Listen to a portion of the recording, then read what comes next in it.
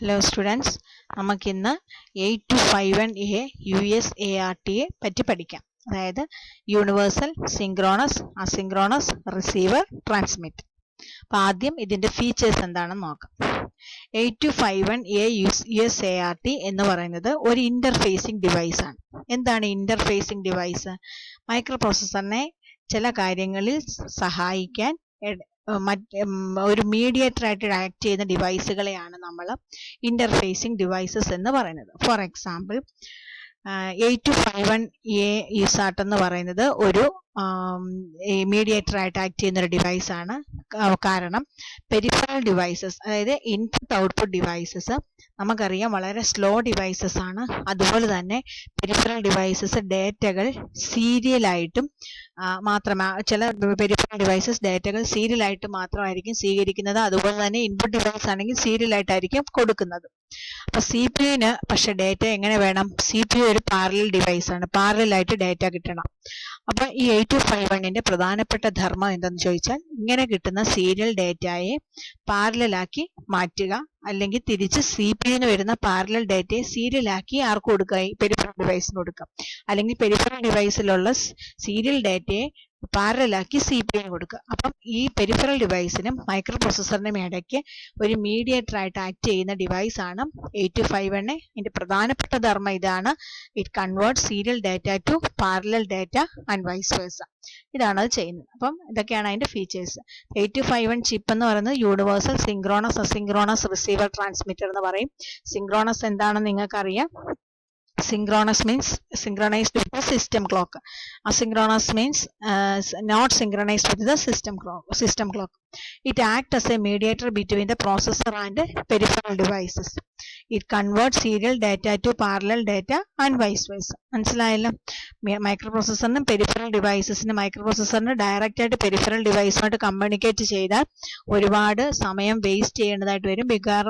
Because peripheral devices are slow devices.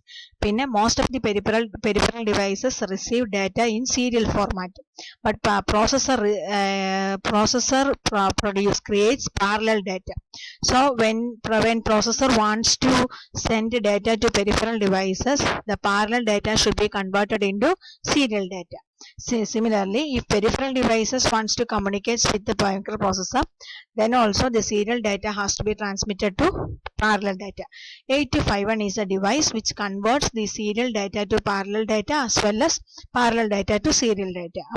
പ്രോസസ്സറിന് CPU-ന് peripheral ഡിവൈസസിലോട്ട് communicate ചെയ്യണമെങ്കിൽ പാരലായിട്ടിരിക്കുന്ന ഡേറ്റ എന്താക്കണം? സീരിയലാക്കണം. അതുപോലെ പെരിഫറൽ ഡിവൈസിന് CPU-ലോട്ട് കമ്മ്യൂണിക്കേറ്റ് ചെയ്യണമെങ്കിൽ സീരിയലായിട്ടിരിക്കുന്ന ഡേറ്റയെ പാരലാക്കണം. അപ്പൊ ഇത് രണ്ടും ചെയ്യുന്ന ഒരു ഡിവൈസ് ആണ് 8251A USART. നമ്മൾ ഇങ്ങനെ ഒരുപാട് ഇന്റർഫേസിംഗ് ഡിവൈസസ് പഠിക്കും. അതെല്ലാം ഇങ്ങനെയുള്ള ചില ബുദ്ധിമുട്ടുകൾ. ഓരോ ഇന്റർഫേസിംഗ് ഡിവൈസസിനും ഓരോരോ ഉപയോഗമാണ്. ഇതിന്റെ ഉപയോഗം ഇതാണ്. മനസ്സിലായോ? This chip is 28 pin DIP ആണ്. ഒരു 28 പിന്നുള്ള ഒരു പിൻ ഡയഗ്രമാണ്. 28 പിന്നുള്ള ഒരു IC ആണ് 8251. ഡ്യുവൽ പിൻ ഇതാണ് 8251 USART എന്ന് പറയുന്നത്. 8251 എന്ന് പറയുന്നത് ഈ ഇന്റർഫേസിംഗ് ഡിവൈസ് 28 പിന്നുള്ളതാണ്. അപ്പൊ അതിന്റെ പിൻ ഡയഗ്രം ഇവിടെ കൊടുത്തിട്ടുണ്ട്. ഞാൻ ഈ പിൻ ഡയഗ്രം ഇപ്പൊ എക്സ്പ്ലെയിൻ ചെയ്യുന്നില്ല.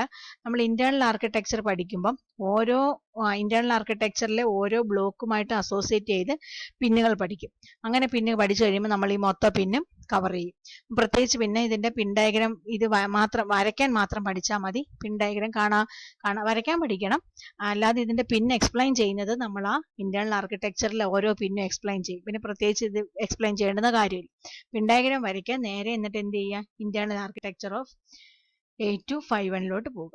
ഇതിന്റെ ഇന്റേണൽ ആർക്കിടെക്ചർ നോക്കുമ്പോൾ നിങ്ങൾക്ക് ഇവിടെ ഒരു ഡേറ്റാ ബസ് ബഫർ കാണാം, ഒരു റീഡ് റൈറ്റ് കൺട്രോൾ ലോജിക്ക്, അതുമായിട്ട് അസോസിയേറ്റ് ചെയ്ത് കുറച്ച് സിഗ്നൽസ്, ഡേറ്റാ ബസ് ബഫറുമായിട്ട് അസോസിയേറ്റ് ചെയ്ത് കുറച്ച് സിഗ്നൽസ്, മോഡം കൺട്രോൾ അടുത്ത സെക്ഷനാണ്, അതുമായിട്ട് അസോസിയേറ്റ് ചെയ്ത് കുറച്ച് സിഗ്നൽസ്. ഇതിന് രണ്ടിനെയും കൂടെ ചേർത്ത് നമ്മൾ വിളിക്കുന്ന ട്രാൻസ്മിറ്റർ സെക്ഷനാണ്. ട്രാൻസ്മിറ്റർ ബഫറും ട്രാൻസ്മിറ്റ് കൺട്രോളറിനെയും ചേർത്ത് നമ്മൾ വിളിക്കുന്ന പേരെന്താണ്? Transmitter section. ആ ട്രാൻസ്മിറ്റർ സെക്ഷനിലും ഉണ്ട് 3-4 സിഗ്നൽസ്. ഇതിനെ രണ്ടിനെയും കൂടെ ചേർത്ത് നമ്മൾ റിസീവർ സെക്ഷൻ എന്ന് വിളിക്കും. അവിടെയുണ്ട് 3-4 സിഗ്നൽ. നമുക്ക് പ്രധാനമായിട്ട് 1, 2, 3, 4, 5 5 സെക്ഷൻ ആണുള്ളത്. ഏതൊക്കെയാണ്? ഡാറ്റാ ബസ് ബഫർ, 5 സെക്ഷൻസ് ആണ് ഇതിനുള്ളത്. Data bus buffer, read write control logic, modem control, transmitter section, receiver section. ഈ 5 ബ്ലോക്കിനെ പറ്റി പഠിച്ചു കഴിയുമ്പം അപ്പൊ അതുമായിട്ട് അസോസിയേറ്റ് ചെയ്യുന്ന പിന്നെ നമ്മൾ പഠിക്കും. അപ്പൊ നമ്മൾ ടോട്ടലി ഇതിന്റെ ഇന്റേണൽ ആർക്കിടെക്ചറും പിൻ ഡയഗ്രം കൂടെ ഒരുമിച്ച് പഠിക്കും. ഈ 5 സെക്ഷൻ പഠിച്ചു കഴിയുമ്പം നമ്മൾ ഇതിന്റെ പിൻ ഡയഗ്രം, ഇതിന്റെ ഇന്റേണൽ ആർക്കിടെക്ചറും പഠിച്ചു കഴിയും. അപ്പൊ നമുക്ക് 8251A എന്ന് പറയുന്നത് പൂർത്തിയാകും. ഇതിന്റെ പ്രധാനപ്പെട്ട ഭാഗങ്ങൾ ഏതൊക്കെയാണ്? Data bus buffer, read write control logic, modem control, transmitter section, receiver section. ഇനി നമുക്ക് ഓരോന്നും എന്താണെന്ന് നോക്കാം. അതിനകത്ത് ആദ്യത്തേതാണ് ഡാറ്റാ ബസ് ബഫർ. അതിനകത്ത് എന്തുകൊണ്ട്? D7 to D0 നിങ്ങൾക്ക് ഇതറിയാം, ഡാറ്റാ ബസ്സുകളാണ്. അപ്പൊ അത് മാത്രമാണ് ഈ ഡാറ്റാ ബസ് ബഫറുമായിട്ട് ലിങ്ക് ചെയ്ത് വന്നേക്കുന്നത്. കുറെ ഡാറ്റാ ബസ്സുകളെ പ്രൊവൈഡ് ചെയ്യുന്ന ഒരു രജിസ്റ്റർ ആണ് അല്ലെങ്കിൽ ഒരു ബഫറാണ് ഡാറ്റാ ബസ് ബഫർ എന്ന് പറയുന്നത്. This is an 8-bit data bus. ഇതെന്ന് പറയുന്നത് എന്താണ്? 8 ബിറ്റുള്ള ഡാറ്റാ ബസ്സിനെയാണ് നമ്മൾ, അല്ലെങ്കിൽ ഡാറ്റാ ബസ് ബഫറിനകത്ത് എന്തുകൊണ്ട്? 8 ബിറ്റുള്ള ഒരു ഡാറ്റാ ബസ് ഉണ്ട്. എന്തിനു വേണ്ടിയിട്ടാണ് ഈ data bus? It is to read or write status, command word or data from or to the 8251A. എന്താണ് പറയുന്നത്? ഇത് എന്തിനു വേണ്ടിയിട്ടാണ്? 8251Aയിലോട്ടോ അല്ലെങ്കിൽ 8251ൽ നിന്ന് പുറത്തോട്ടോ, 8251Aയിലോട്ടോ അല്ലെങ്കിൽ 8251ൽ നിന്ന് പുറത്തോട്ടോ സ്റ്റാറ്റസ്, കമാൻഡ് വേർഡ്, ഡാറ്റ എന്നിവ കൊണ്ടുപോകാൻ ഉപയോഗിക്കുന്ന ലൈൻസ് ആണ് ഈ 8-bit ഡാറ്റാ ബസ്. അപ്പൊ ഇതിനകത്ത് എന്തുകൊണ്ട്? ഒരു 8-bit ഡാറ്റാ ബസ് ഉണ്ട്. ഇത് എന്തിനു വേണ്ടി ഉപയോഗിക്കുന്നു? ഇവിടുന്ന് ഡാറ്റ റീഡ്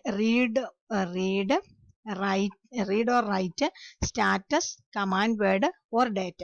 സ്റ്റാറ്റസ് റീഡ് ചെയ്യാനോ റൈറ്റ് ചെയ്യാനോ, കമാൻഡ് വേർഡ് റീഡ് ചെയ്യാനോ റൈറ്റ് ചെയ്യാനോ, ഡാറ്റ റീഡ് ചെയ്യാനോ റൈറ്റ് ചെയ്യാനോ ഒക്കെ കൊണ്ടുവരുന്ന ബസ്സാണ് 8-bit ഡാറ്റാ ബസ്. സ്റ്റാറ്റസ് എന്ന് പറയുന്ന ഒരു രജിസ്റ്റർ ഇതിനകത്ത് നമ്മൾ പഠിക്കും. കമാൻഡ് വേർഡ് ഇരിക്കുന്ന ഒരു സ്ഥലമുണ്ട്, അത് നമ്മൾ പഠിക്കും. അപ്പൊ അവിടെ ഇരിക്കുന്ന കമാൻഡ് വേർഡിനെ റീഡ് ചെയ്യണമെങ്കിൽ we need the help of this bus. ആ സ്റ്റാറ്റസ് രജിസ്റ്ററിന്റെ സ്റ്റാറ്റസ് റീഡ് ചെയ്യണമെങ്കിൽ we need the help of this bus. Data അങ്ങോട്ടും ഇങ്ങോട്ടും കൊണ്ടുപോകണമെങ്കിൽ we need the help of this bus. അപ്പൊ ഈ ബസ് അതിന് വേണ്ടിയാണ് യൂസ് ചെയ്യുന്നത്. ക്ലിയർ ആയല്ലോ? നെക്സ്റ്റ് അടുത്ത ഡാറ്റാ ബസ് ബഫർ അത്രയേ ഉള്ളൂ. അടുത്തതാണ് നമ്മളുടെ റീഡ് റൈറ്റ് കൺട്രോൾ ലോജിക് എന്ന് പറയുന്നത്. റീഡ് റൈറ്റ് കൺട്രോൾ ലോജിക്കിനകത്ത് എന്തൊക്കെയുണ്ടെന്ന് നോക്കാം. ദി സെക്ഷൻ ഇൻക്ലൂഡ്സ്, നോക്കിക്കാണാം, കൺട്രോൾ ലോജിക് എന്ന് പറയുന്ന ഒരു ഇതുണ്ട്. 6 ഇൻപുട്ട് സിഗ്നൽസ് ഉണ്ട്. നിങ്ങൾക്ക് ഇവിടെ കാണാം. Reset, clock, C bar, D bar, ഡിയുടെ മുകളിൽ ഒരു ലൈൻ ഉണ്ട്. RD bar, WR bar, CS bar. നേരത്തെ ചില സിഗ്നൽസ് ഒക്കെ നിങ്ങൾക്ക് പരിചയമാണ്. Reset, clock, C or D bar, RD bar, WR bar, CS bar. ഇത്രയും 6 ഇൻപുട്ട് സിഗ്നൽസ് ഉണ്ട്. അപ്പം ഇത് എത്ര ഉണ്ട്? 3 3 6 6 ഇൻപുട്ട് സിഗ്നൽസ് ഉണ്ട്. ഒരു കൺട്രോൾ ലോജിക് ഉണ്ട്. ഇത് കൂടാതെ ഇതിനകത്ത് 3 ബഫർ രജിസ്റ്റേഴ്സ് ഉണ്ട്. ഏതൊക്കെയാണ് buffer register? Data register, control register and status register. തൊട്ട് മുമ്പേ ഡാറ്റാ ബസ് പഠിച്ചപ്പോൾ നമ്മൾ പഠിച്ചില്ലേ? സ്റ്റാറ്റസ് എന്നൊരു വാക്ക് പഠിച്ചില്ലേ? അപ്പം ഇപ്പം നമ്മൾ കണ്ട സ്റ്റാറ്റസ് രജിസ്റ്ററിനകത്തുള്ള ഡാറ്റയാണ് സ്റ്റാറ്റസ് ആയിട്ട് പോകുന്നത്. അപ്പൊ ഇവിടെ എന്തൊക്കെയുണ്ട്?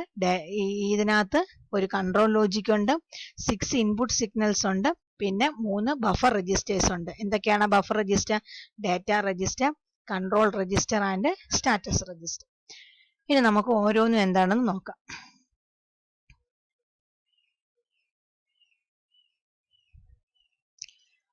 കൺട്രോൾ ലോജിക് എന്ന് വെച്ചാൽ ഇന്റർഫേസസ്, അതിന്റെ ധർമ്മം അല്ലെങ്കിൽ അതിന്റെ ഡ്യൂട്ടി ഇതാണ്. Interfaces the chip with micro processor unit. അതായത് 8251നെ മൈക്രോ പ്രോസസർ യൂണിറ്റുമായിട്ട് ഇന്റർഫേസ് ചെയ്യുക. Determine the functions of the chip. 8251ന്റെ ഫങ്ഷൻസ് എല്ലാം ഡിറ്റർമൈൻ ചെയ്യുക. According to the control word in the control register and monitors the data flow. നമ്മൾ മുമ്പേ പറഞ്ഞില്ലേ 3 രജിസ്റ്റർ എന്തൊക്കെയായിരുന്നു? Status register, control register and data register. നിങ്ങൾ control register പഠിക്കുമ്പോൾ control രജിസ്റ്ററിനകത്തിരിക്കുന്ന ഡാറ്റയ്ക്ക് പറയുന്ന പേരാണ് കൺട്രോൾ വേർഡ്. ആ കൺട്രോൾ വേർഡ് ആണ് തീരുമാനിക്കുന്നത് ഡാറ്റ ട്രാൻസ്മിറ്റ് ചെയ്യുകയാണോ റിസീവ് ചെയ്യുകയാണോ എന്നൊക്കെ ഉള്ളത് ആ കൺട്രോൾ വേർഡ് ആണ് തീരുമാനിക്കുന്നത്. അപ്പൊ ഇവിടെ ഈ കൺട്രോൾ ലോജിക് എന്ത് ചെയ്യും? ആ കൺട്രോൾ വേർഡിനനുസരിച്ച് കൺട്രോൾ രജിസ്റ്ററിലെ കൺട്രോൾ വേർഡിനനുസരിച്ച് ഈ ചിപ്പിന്റെ ഫങ്ഷൻസ് നിർണ്ണയിക്കും. അതായത് അതിന്റെ ഡേറ്റാ ബസ്സിലൂടെ വന്നേക്കുന്ന ഡേറ്റ ട്രാൻസ്മിറ്റ് ചെയ്യാനാണോ റിസീവ് ചെയ്യാനാണോ എന്നൊക്കെ തീരുമാനിക്കുന്നത് ആരാണ്?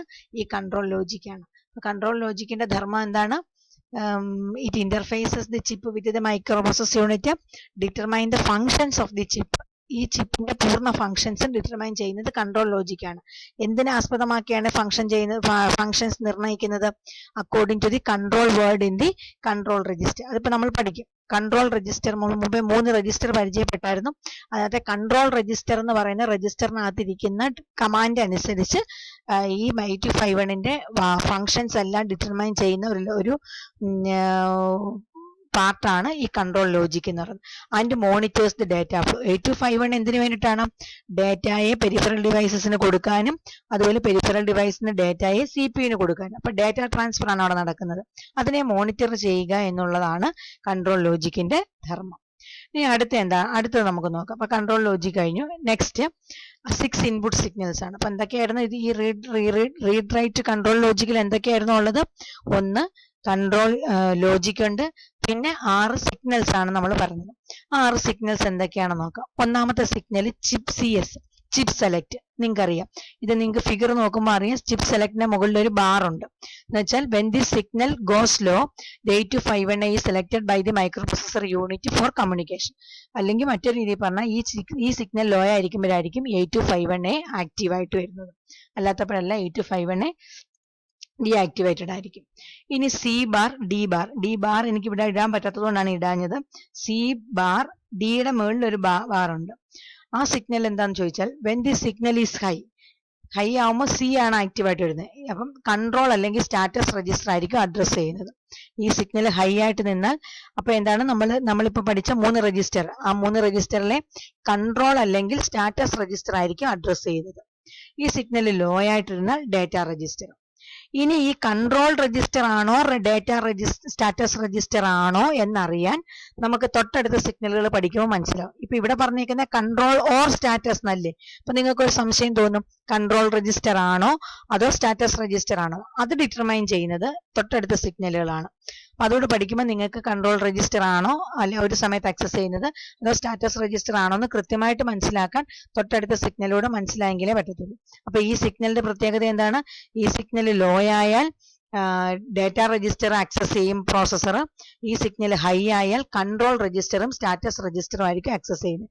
ഒരു കാര്യം പറയട്ടെ, ഈ 8251ന്റെ കൺട്രോൾ രജിസ്റ്ററും സ്റ്റാറ്റസ് രജിസ്റ്ററും ഡേറ്റ രജിസ്റ്ററും ഒക്കെ CPU കൂടെ വന്ന് ചെക്ക് ചെയ്യുകയും നോക്കുകയും ചെയ്യും. അപ്പം ഈ സിഗ്നൽ ഹൈ ആയാൽ സിപിയുവിന് ആക്സസ് ചെയ്യാവുന്നത് ഏതൊക്കെയായിരിക്കും? കൺട്രോൾ രജിസ്റ്ററും സ്റ്റാറ്റസ് രജിസ്റ്ററും ആയിരിക്കും. ഈ സിഗ്നൽ ലോ ആയാൽ CPU ആക്സസ് ചെയ്യുന്നത് ഏതായിരിക്കും? ഡേറ്റ രജിസ്റ്റർ ആയിരിക്കും. അതാണ് ഈ സിഗ്നലിന്റെ പ്രത്യേകത. ഇനി അടുത്ത സിഗ്നൽസ് നമുക്ക് നോക്കാം. മൂന്നാമത്തെ സിഗ്നലാണ് WR. നിങ്ങൾക്കറിയാം, അതിന്റെ മുകളിൽ ഒരു ബാർ ഉണ്ട്. ഈ സിഗ്നൽ ലോ ആയിരിക്കുമ്പോൾ microprocessor unit either writes in the control register or sense output to the data buffer. അപ്പം മുമ്പത്തെ സിഗ്നലോട് ഒന്ന് ആലോചിച്ച് നോക്കിയും, ഈ സിഗ്നൽ ലോ ആവുകയും മുമ്പത്തെ സിഗ്നൽ ഹൈ ആവുകയും ചെയ്താൽ മൈക്രോപ്രൊസസർ യൂണിറ്റ് എന്ത് ചെയ്യും? റൈറ്റ്സ് ഇൻ ദി കൺട്രോൾ രജിസ്റ്ററിലായിരിക്കും റൈറ്റ് ചെയ്യുന്നത്. Or sense output to the data buffer. ഈ സിഗ്നൽ 2 പ്രത്യേകതയുണ്ട്. When the signal is low, ഈ സിഗ്നൽ ലോ ആയിട്ടിരുന്നാൽ മൈക്രോപ്രൊസസർ യൂണിറ്റ് ഒന്നുകിൽ കൺട്രോൾ രജിസ്റ്ററിനകത്ത് എഴുതും അല്ലെങ്കിൽ ഡേറ്റ ബഫറിലോട്ട് ഡേറ്റ കൊടുക്കും. ഇത് രണ്ടുമാണ് ചെയ്യുന്നത്. ഇനി ഡേറ്റ ബഫറിലോട്ടാണോ കൊടുക്കുന്നത് കൺട്രോൾ രജിസ്റ്ററിലോട്ടാണോ എഴുതുന്നത് എന്നുള്ളത് എവിടെ നിന്ന് മനസ്സിലാകും? തൊട്ട് മുമ്പിലത്തെ സിഗ്നലിൽ നിന്ന് മനസ്സിലാവും. C/D bar. C/D ബാറിനകത്ത് C high ആണെങ്കിൽ ഇത് ലോയുമായിട്ട് നിൽക്കുവാണെങ്കിൽ എന്തേ നടക്കത്തുള്ളൂ? കൺട്രോൾ രജിസ്റ്ററിൽ റൈറ്റ് ചെയ്യത്തുള്ളൂ. ഇനി C/D ബാർ ലോയും ഇതും ലോയും ആണെങ്കിൽ എന്താ നടക്കുന്നത്? ഡേറ്റ ബഫറിൽ ഔട്ട്പുട്ട് സെൻഡ് ചെയ്യും. ഇങ്ങനെയാണ് അതിന്റെ ഫംഗ്ഷൻ. ഇനി 4ാമത്തെ സിഗ്നലാണ് RD. When this signal goes, the microprocessor unit either reads a status from the status register or accepts data from the data buffer. ഞാൻ ഇപ്പൊ ഇവിടെ നിർത്താം. ഈ സിഗ്നൽ ഞാൻ അടുത്ത ക്ലാസ്സിൽ അടുത്ത വീഡിയോയിൽ എക്സ്പ്ലെയിൻ ചെയ്യാം.